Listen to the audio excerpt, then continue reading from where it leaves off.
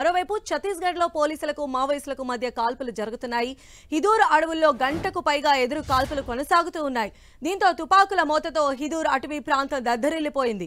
మావోయిస్టులు పెద్ద సంఖ్యలో ఉన్నారని సమాచారం రావడంతో కూంబింగ్ నిర్వహించారు. ఎదురు కాల్పులను బస్తర్ ఐజీ ధృవీకరించారు.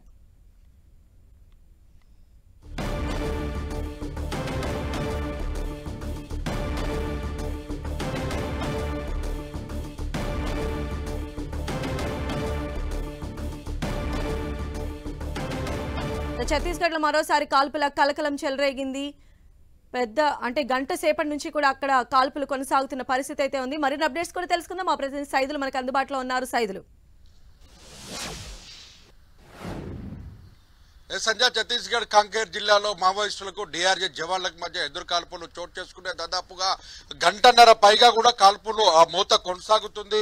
బదర్ అటవీ ప్రాంతానికి సంబంధించినటువంటి ప్రాంతం మొత్తం కూడా తుపాకుల శబ్దంతో దాదాపుగా మొత్తం తుపాకుల శబ్దం మారుమోగిపోతున్న పరిస్థితి ఉంది. ఆ క్షణంలో ఏం జరుగుతుందని స్థానికంగా ఉన్నటువంటి గూడాల్లో ఉన్నటువంటి మొత్తం గిరిజనులు మాత్రం భయాందోళనలతో పరుగులు పెడుతున్న పరిస్థితి ఉంది. మావోయిస్టులు పెద్ద సంఖ్యలో కాంకేర్ జిల్లా బదర్ అటవీ ప్రాంతంలో మొత్తం కూడా సమావేశమయ్యారనే విషయం తెలుసుకున్నటువంటి డిఆర్జీ సిఆర్పిఎఫ్ బలగాలు పెద్ద ఎత్తున కూంబింగ్ నిర్వహిస్తున్నాయి. ఒక్కసారిగా మావోయిస్టులు ఉన్నటువంటి ప్రాంతాన్ని కనుగొని వారిపైన ఎదురుకాల్పులకు పాల్పడడంతో ఒక్కసారిగా దాదాపుగా మొత్తం ఇరు వర్గాలు కూడా అటు మావోయిస్టులు ఇటు జవాన్ల మధ్య ఇద్దరు కూడా కాల్పులు చోటు చేసుకున్నాయి. ఈ కాల్పుల్లో కొంతమంది మావోయిస్టులు అదేవిధంగా జవాన్లకు మధ్య గాయాలయ్యే కొంతమంది మృతి చెందారని కూడా సమాచారం అవుతుంది. ఇప్పుడు పూర్తిగా వివరాలను పూర్తిగా ప్రకటించాల్సి ఉంది. బస్తర్ ఐజీ సుందర్ రాజన్ కూడా పూర్తిగా ధృవీకరించిన పరిస్థితి అయితే ఇంకా మావోయిస్టులకు అదేవిధంగా జవాన్లకు మధ్య కూడా ఎదురు కాల్పులు చోటు చేసుకుంటున్నాయి, కొనసాగుతా ఉన్నాయి. మొత్తంగా చూసుకున్నట్లయితే దాదాపు గంటన్నర పైగా ఇంత పెద్ద ఎత్తున కూడా కొనసాగుతున్నటువంటి ఈ కాల్పుల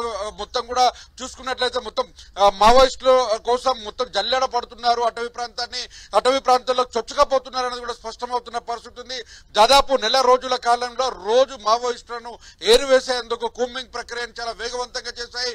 మావోయిస్టులకు చాలా పట్టున్న ప్రాంతాలుగా ఉన్న అబుజ్మడ్ కావచ్చు, పువర్తి లాంటి చోట కూడా మొత్తం పెద్ద ఎత్తున కూడా బేస్ క్యాంపులను కూడా ఏర్పాటు చేస్తున్నారు. బేస్ క్యాంపులను ఏర్పాటు చేయడంతో పాటు కేంద్ర రాష్ట్ర బలగాలు తెలంగాణ సరిహద్దు ప్రాంతాల్లో పెద్ద ఎత్తున కూంబింగ్ ప్రక్రియను కొనసాగిస్తూ మావోయిస్టులను మట్టుబెట్టేందుకు ప్రయత్నాలు పెద్ద ఎత్తున కొనసాగుతున్న పరిస్థితి మనం చూస్తా ఉన్నాం. ఇటీవల కాలంలోనే దాదాపుగా 2 రోజుల వ్యవధిలోనే 8 మంది మావోయిస్టులను కూడా మట్టుబెట్టిన పరిస్థితి అవుతుంది. మావోయిస్టులను మట్టుబెడుతున్న క్రమంలో ఒక్కసారిగా అలర్ట్ అయినటువంటి మావోయిస్టులు కూడా జవాన్ల కోసం జవాన్లను మట్టుబెట్టేందుకు పూర్తిగా ఐఈడీలను కూడా ఏర్పాటు చేస్తున్నారు.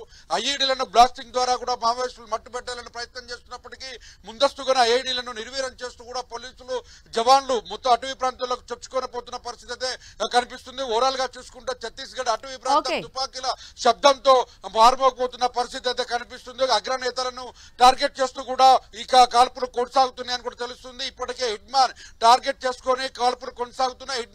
హిడ్మా తుదిముట్టించడమే లక్ష్యంగా అటు ఛత్తీస్గఢ్, మహారాష్ట్ర, ఒరిస్సాతో పాటు కేంద్ర బలగాలు, కోబ్రా బలగాలు కూడా పెద్ద ఎత్తున కూడా దాడులకు పాల్పడుతున్న పరిస్థితి అయితే కనిపిస్తుంది. మరికొద్దిసేపు కూడా ఈ కాల్పులు కొనసాగే అవకాశం అయితే కనిపిస్తుంది. సంజయ్, రైట్ సైదులు.